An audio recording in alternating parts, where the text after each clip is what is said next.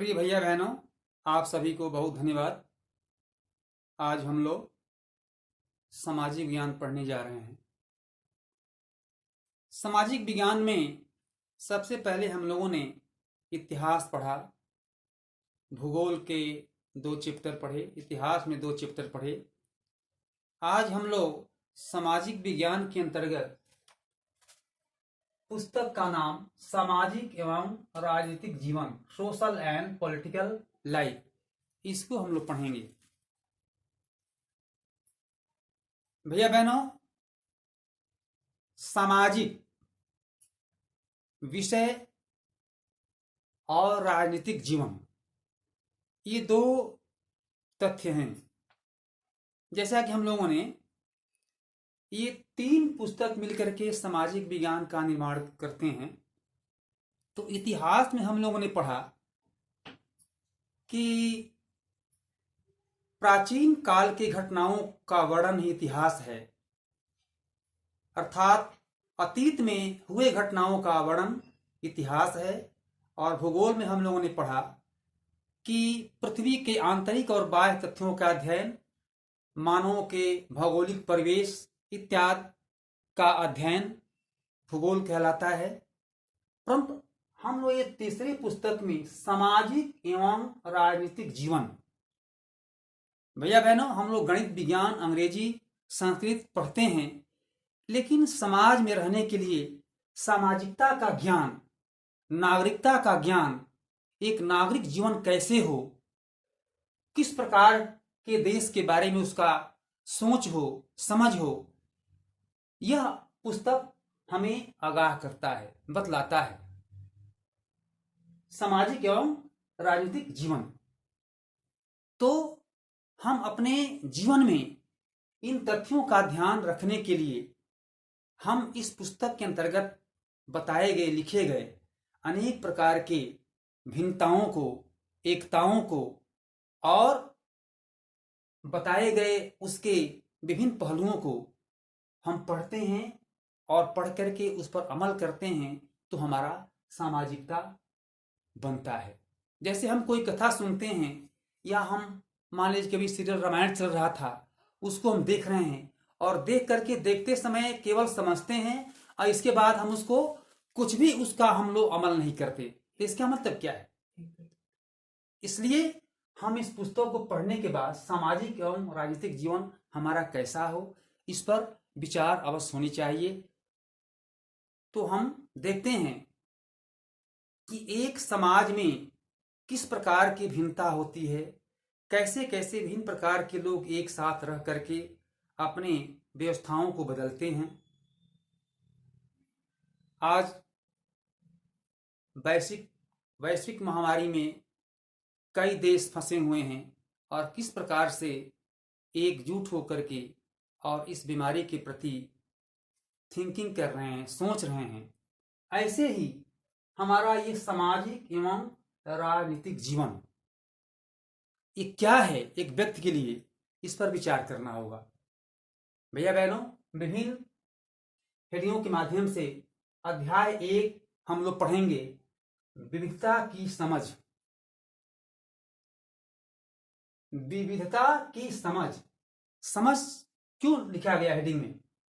कि हमको समझना है कि इतना विविधता होते हुए, भिन्नता होते हुए, हम हमारी समझ में एक समाज के प्रति क्या दायित्व होना चाहिए, नागरिकों के मूल कर्तव्य क्या होना चाहिए, हमारे राष्ट्रीय गान गीत का सम्मान कैसे होना चाहिए, हमारे माता पिता का सम्मान, देश की कार्यों के प्रति अपने चिंतन और उसका सम्मान, बड़ों का आदर, राजनीतिक जीवन और हमारे सरकार के प्रति दायित्व और सरकार के द्वारा बनाए गए नियमों का पालन, प्रशासन के अंतर्गत हमें अपने जीवन को ढालना, ये हम सब राजनीतिक विषय के द्वारा सीखते हैं। यही हमारा सामाजिकता है, यही हमारा सोशल ड्यूटी है, सोशल रिस्पॉन्सिबिलिटी है और सोशल लाइबिलिटी है। तो हम आते हैं अब अध्याय 1, विविधता की समझ।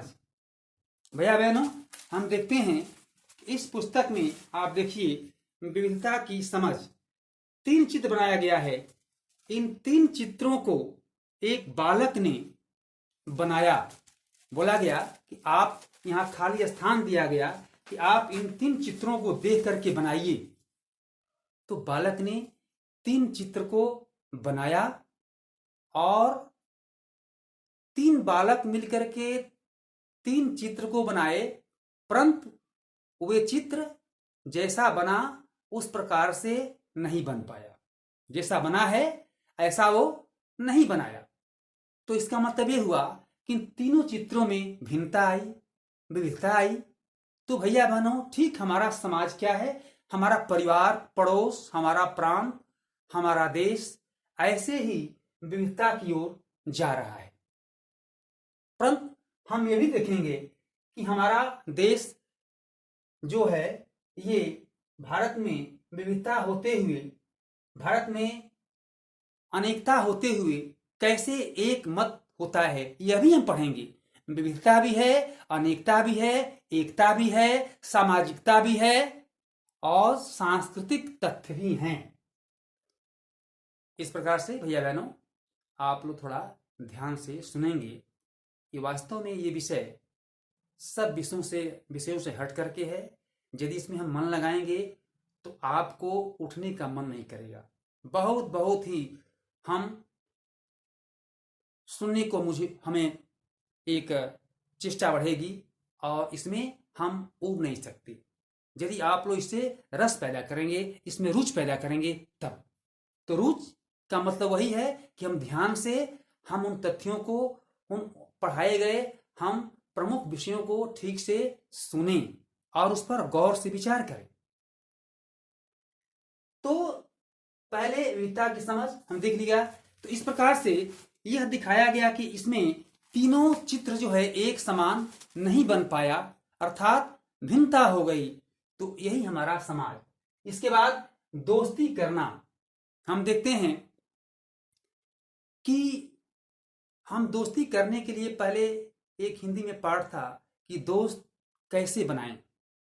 दोस्त को एक बार ही परख करके न बनाएं, उसको बार बार परखें। उसके आचरण, उसके सामाजिक व्यवहार, उसके कर्तव्य और उसके दैनिक क्रियाकलाप इत्यादि कुछ दिनों तक देखते देखते और तब उसके साथ हम दोस्ती करें। यह दोस्त का पहचान है। तो इस प्रकार से इसमें 2 दोस्त, समीर और समीर, एक समीर है और एक समीर है। भैया बहनों, एक समीर जो मुस्लिम का लड़का है, वो अनपढ़ है, पढ़ा लिखा नहीं है, वो अखबार बेचता है, उसको पढ़ने का मौका नहीं मिला।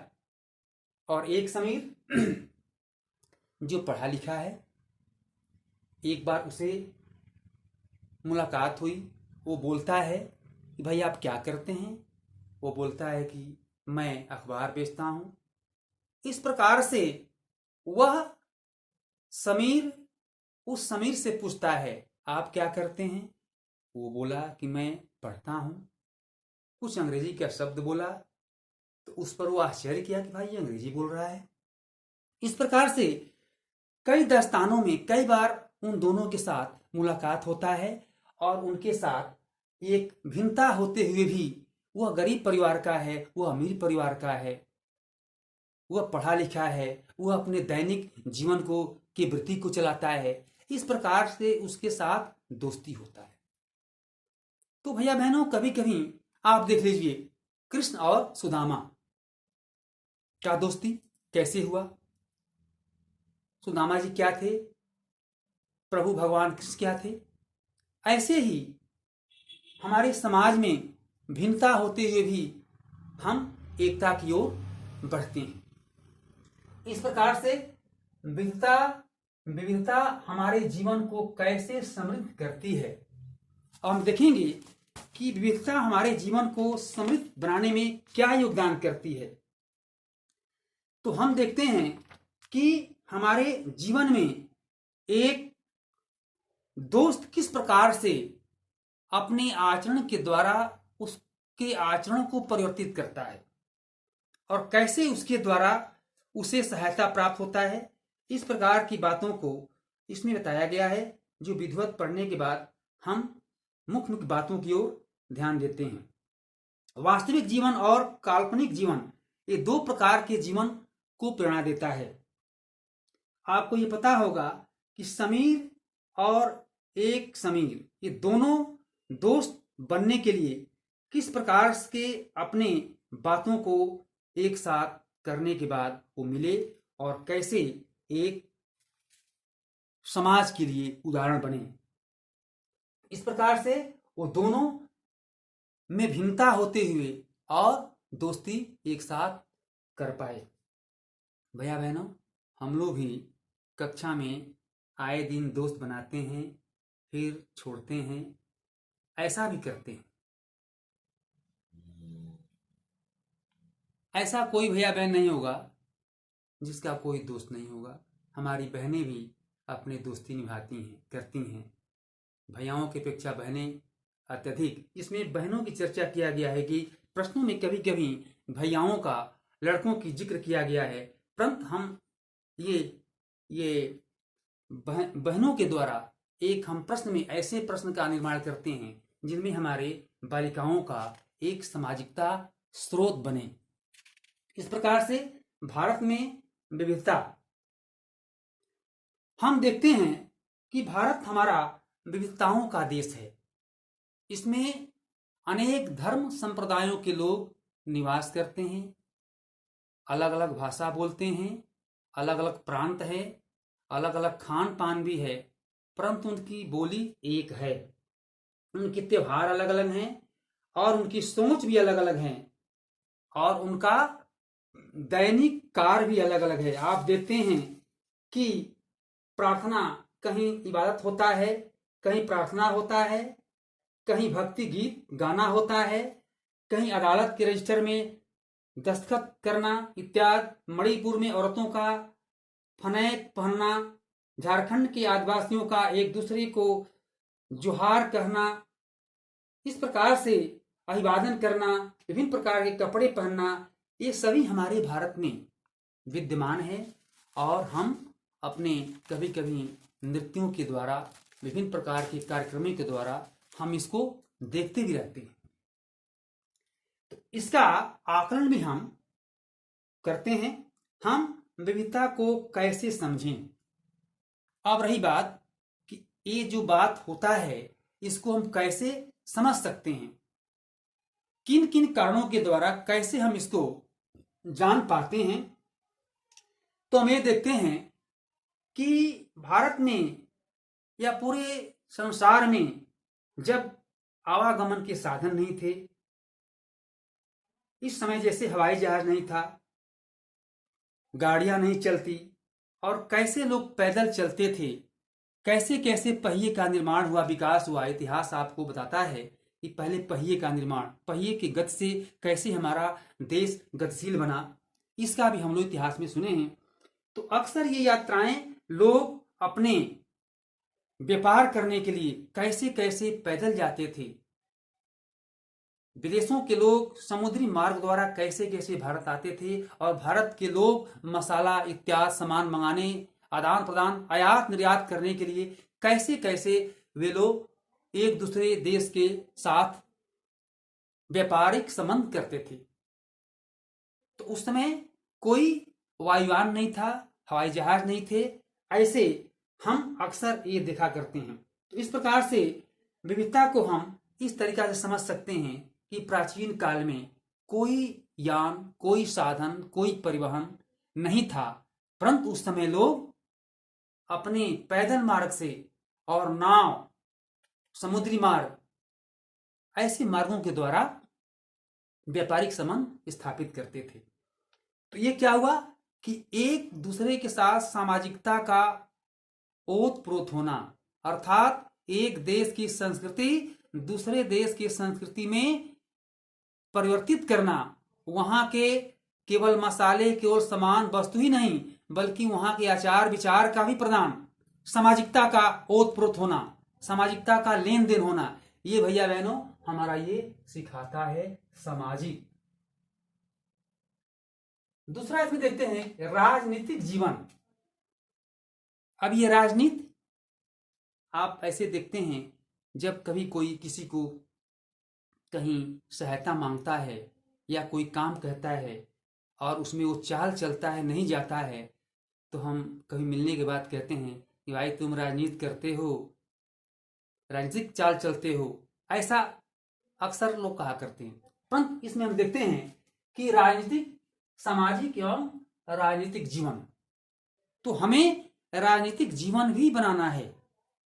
हमें केवल पढ़ लिख करके नौकरी करना और बुद्धू की तरह अपने खान पान करना और घर में रहना, ये हमारा एक जीवन नहीं। हमें कुछ राजनीतिक जीवन, हम अपने देश के नागरिक हैं, तो हम यह नहीं कह सकते कि हम किसी पार्टी की ओर नहीं जाएंगे, हम मत नहीं देंगे। आप नागरिक हैं, आपके पास वोटर कार्ड है, तो आपको वोट देना ही है। आप अपने नागरिक जीवन का पालन करेंगे ही। इस प्रकार से लोग जब नई जगह में बसना शुरू करते हैं, तो वहां उन्हें कई कठिनाइयों का सामना करना पड़ता है। उनका भौगोलिक परिस्थिति कैसी है, उन्हें किस प्रकार के आवास बना करके रहना है, इन सभी घटनाओं का हम उनके साथ साझा करते हैं और देखते हैं कि उन्हें क्या कठिनाइयां हैं। तो भैया बहनों, अगल बगल के लोग उन्हें हर काम करने में मदद करते हैं। इस प्रकार से लोग एक अपने आवास के लिए अपने साथ हर प्रकार के असुविधाओं को दूर करने के लिए समाज पर निर्भर होते हैं। पहले भैया बहनों कोई घर बनाते थे तो कोई सामान किससे मांग ले वो दे देते थे, लेकिन आज ऐसा नहीं, अब सब कुछ खरीदना पड़ता है। ठीक उसी प्रकार से लद्दाख में जीवन कैसा है? वहां का जीवन रेगिस्तानी है, वहां जो है बर्फ पड़ता है, वहां कैसे मकान है, वहां बारिश बिल्कुल नहीं होता। वहां जो है हम देखते हैं कि लद्दाख में, यहाँ देखते हैं हम विविधताओं को कैसे समझें, तो ये दो देश लद्दाख और केरल, तो उसमें वहां जीवन जो है बहुत अस्त व्यस्त है। जब कभी किसी को दंड देना होता था राजनीतिक जीवन के अंतर्गत, सरकार के प्रशासन के तंत्र के अंतर्गत, तो उनको लद्दाख भेज दिया जाता था। उनको वो काला पानी की सजा वो मानी जाती थी। तो भैया बहनों, ये हमारा लद्दाख का ये हमारा जीवन है, जहाँ की लोग, परिवार और वहाँ के लोग कैसे अपने जीवन को व्यतीत करते हैं। वहाँ पर न अच्छी जलवायु है, न मौसम ठीक है, न फल है, और न वहाँ अच्छे आपको आने जाने के लिए परिवहन के साधन है। इस प्रकार से तमाम प्रकार के असुविधाओं का वो क्षेत्र है, वो देश है। लद्दाख के रास्ते ही बौद्ध धर्म तिब्बत पहुंचे। बौद्ध धर्म के लोग लद्दाख के रास्ते ही अपने भारत में आए, और इस प्रकार से यहाँ के लोग दूध से बने पदार्थ जैसे मक्खन, चीज खास तरह से ये उनको मिलता है। हर परिवार के पास कुछ गाय, बकरी और याक होते हैं। उनको वहां दुकान से मतलब नहीं, अपने निजी पालन के द्वारा ही अपने भोज्य पदार्थों को खा पाते हैं। दूसरा देश है केरल। यहाँ देखते हैं यह दक्षिणी भारत में स्थित है। यह समुद्र तट पर बसा हुआ है। पहाड़ियों पर विभिन्न प्रकार के मसाले जैसे काली मिर्च, लौंग, इलायची आदि यहाँ उगाए जाते हैं। भैया बहनों, जो हम लोग मसाला खाते हैं वो हमारे अधिकतर केरल से प्राप्त होता है। वास्को डी गामा पानी के जहाज से यहाँ पहुंचे और पुर्तगालियों ने यूरोप से भारत तक का समुद्री रास्ता बनाए। चीन के व्यापारी भी केरल आए। अब देखते हैं कि चीन जो हमारा पड़ोसी देश है, तो वहां के व्यापारी अधिकतर भारत आते थे और अपने व्यापारिक वस्तुओं को देते थे और यहाँ से फिर अपनी वस्तुओं को ले जाते थे। इस प्रकार से लद्दाख और केरल हमारे दो प्रांत को एक दूसरे के साथ साझेदारी और व्यापारिक संबंध स्थापित करने का बोध करता है।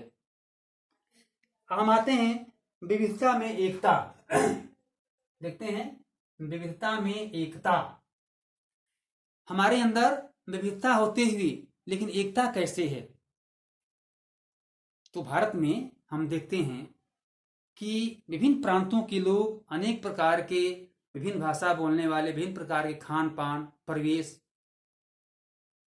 रहने की स्थिति, भौगोलिक आस्थाएं, सामाजिक सांस्कृतिक अंतर, ये सब होते हुए उन्हें अनेकता में एकता की कैसे पहचान होती है?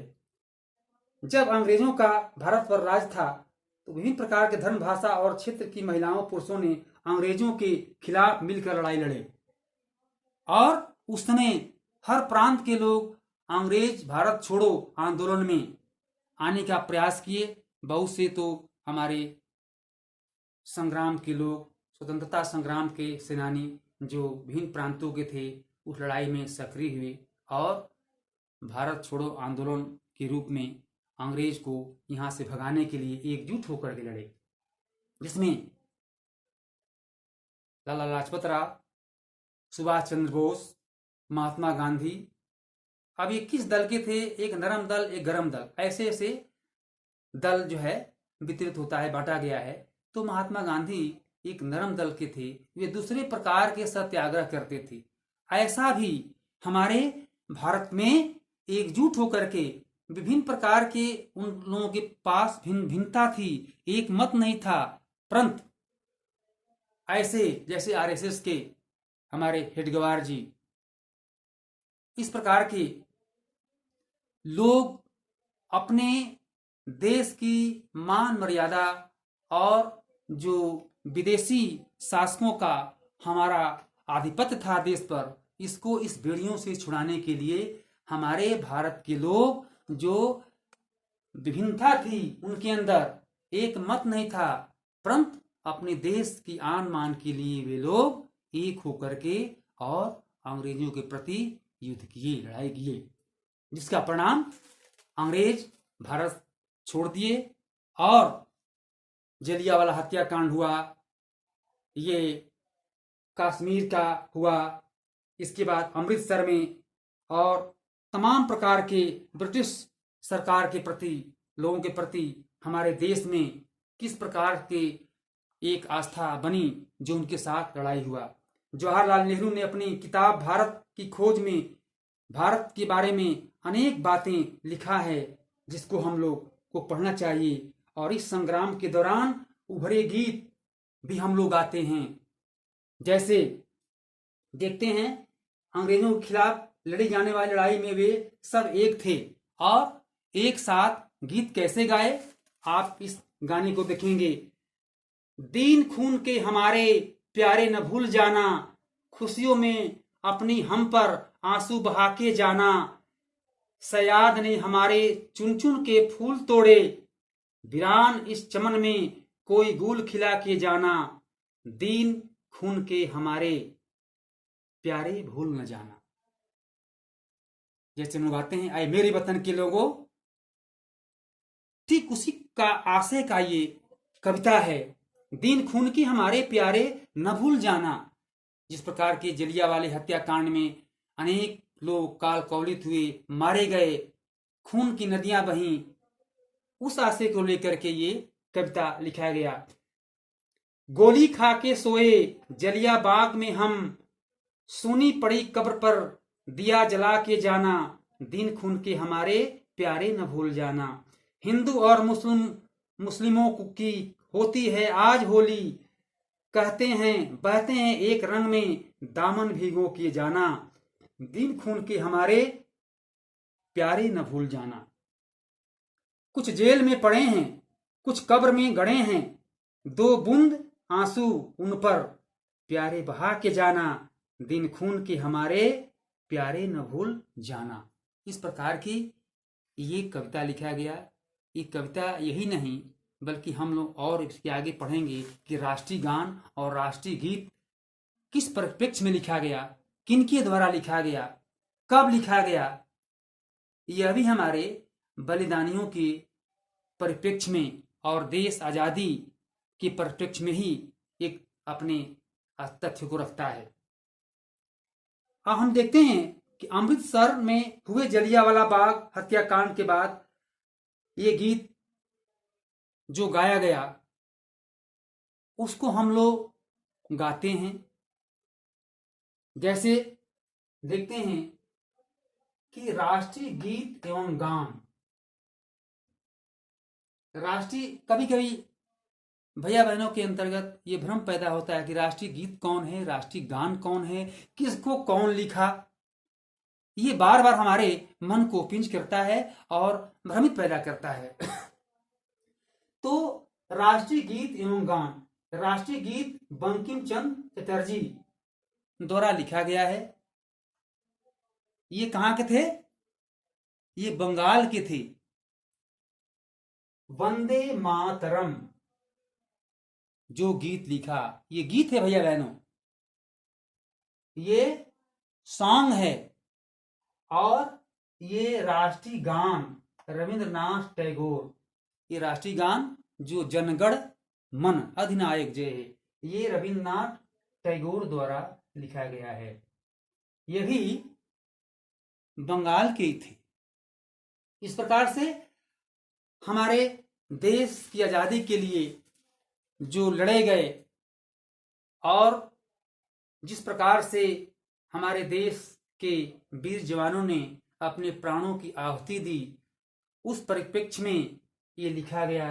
ये दोनों वंदे मातरम और राष्ट्रीय गीत हमारा है। इस प्रकार से हमारे स्वतंत्रता संग्राम में इन वीर जवानों के प्रति हमारा देश ऋणी है और इनको हम अपने अपने अच्छे अवसरों पर 15 अगस्त और गणतंत्र दिवस के अवसर पर याद करते हैं। तो भैया बहनों, ये पाठ मुख्य रूप से वास्तव में सामाजिक एवं राजनीतिक जीवन तो है, परंतु एक देश के प्रति होने वाले घटनाएं और एकता, अनेकता, विविधता और सांस्कृतिक एकता, सामाजिक एकता, ये भौगोलिक एकता, इस परिपृष्ठ में हमारे जीवन को एक ऐसे मूल्य प्रदान करता है और ऐसे हमारे जीवन को एक अच्छे रास्ते पर चलने के लिए प्रेरित करता है कि हम नागरिक होकर के भी, भारत के एक नागरिक होकर के कैसे अपने आप को हम अपने दायित्वों का निर्वाह करते हैं। इस तरीका से भैया बहनों, ये पाठ में हम लोग इसको पढ़े। एक बार इस पाठ को हम लोग पढ़ेंगे और पढ़ करके जो मुख्य मुख्य बातें आपको बताया गया, उसके अलावा भी और भी आपको इसमें मिलेगा, उसको पढ़ेंगे और पहले इसका गहन अध्ययन करेंगे। एक बार दो बार अवश्य पढ़ेंगे, पढ़ाई पर विशेष ध्यान दीजिए। और जो नीचे इसका प्रश्नोत्तर है, आप देखें इसको कि अपने इलाके में मनाए जाने वाले विभिन्न त्योहारों की सूची बनाइए। इनमें से कौन से त्योहार सभी समुदायों द्वारा मनाए जाते हैं? ये प्रश्न कोई कठिन नहीं है। अपने इलाके में मनाए जाने वाले तो कौन से त्योहार मनाए जाते हैं और इसका एक सूची बना सकते हैं, लिख सकते हैं। होली है, दीपावली है, ये सब आप लिखेंगे। दशहरा है, सारे इसमें लिखेंगे। दूसरा, आपके विचार में भारत की समृद्ध एवं विविध विरासत आपके जीवन को कैसे बेहतर बनाती है? हम विभिन्न प्रकार की कहानियां सुन करके अपने आप को, अपने मन को कैसे सीख पैदा करेंगे, कैसे हम सीखेंगे, यह भी हमारे पाठ से शिक्षा मिलती है। उसी शिक्षा को इस प्रश्न के उत्तर में लिखना है। तीसरा, आपके अनुसार अनेकता में एकता का विचार भारत के लिए कैसे उपयुक्त है?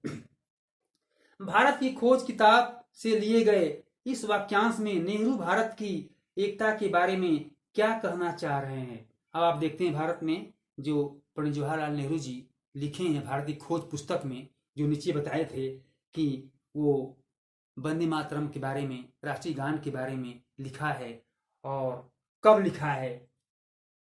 जिसमें अनेकता थी और एकता, ये दोनों के मिला करके कैसे हमारे विचार उत्पन्न हुए, इसके बारे में इसको लिखना है।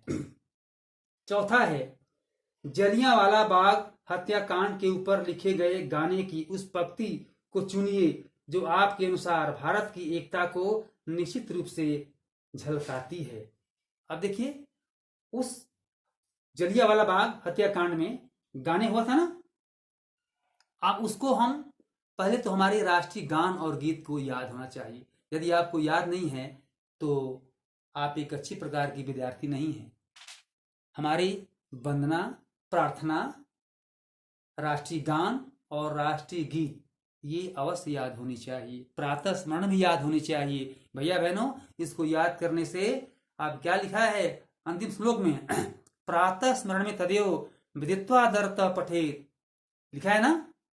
तो प्रातः स्मरण करने से क्या क्या हमें फायदा प्रदान होता है यह उसमें बताया गया है। अधिक आप उसको पढ़ने की तो जानकारी करेंगे। तो इस प्रकार से लद्दाख एवं केरल की तरह भारत का कोई एक क्षेत्र चुनिए और अध्ययन कीजिए कि कैसे उस क्षेत्र की विविधता को ऐतिहासिक और भौगोलिक कारकों ने प्रभावित किया है। क्या ये ऐतिहासिक एवं भौगोलिक कारक आपस में जुड़े हुए हैं, कैसे? इन प्रश्नों को आप पढ़ें और इसका उत्तर इसमें ढूंढेंगे।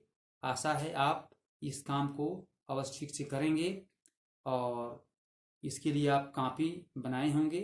कॉपी पर इन उत्तरों को लिखिए। विशेष कठिनाइयाँ होगी तो इस उत्तर को लिखा भी दिया जाएगा। ऐसे आप इसको पढ़ें, पढ़ करके इसका उत्तर लिखें। बहुत बहुत धन्यवाद।